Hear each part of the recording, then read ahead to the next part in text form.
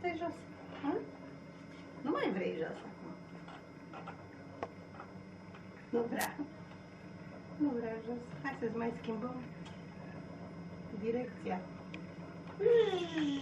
Te trimitem în cosmos. Pe planeta pisicilor. Le înveți tu. Ce trebuie să știe o mâță.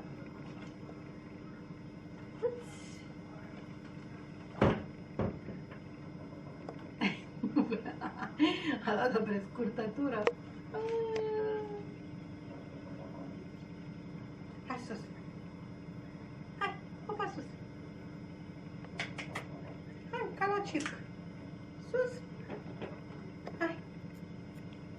Poftiți-mi vagoane. Hai. Lapșa. Era ceasul tău de mâță.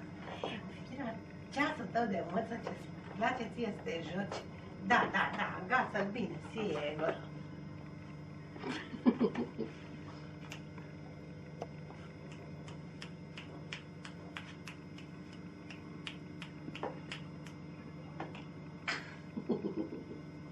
Nu mai mușca, nu mai mușca, spilezi din...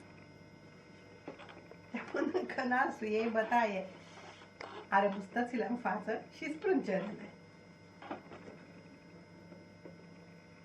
Pa,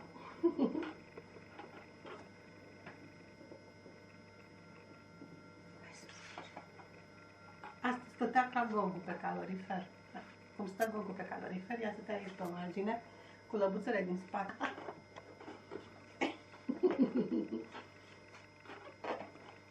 Nu mai mă bate.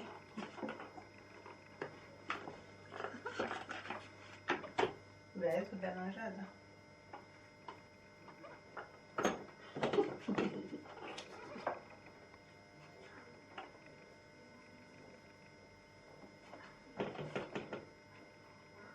E supărată pe mine acum.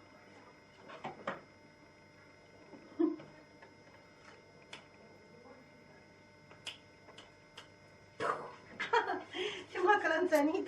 Fii tu de mâță, jos cu tine!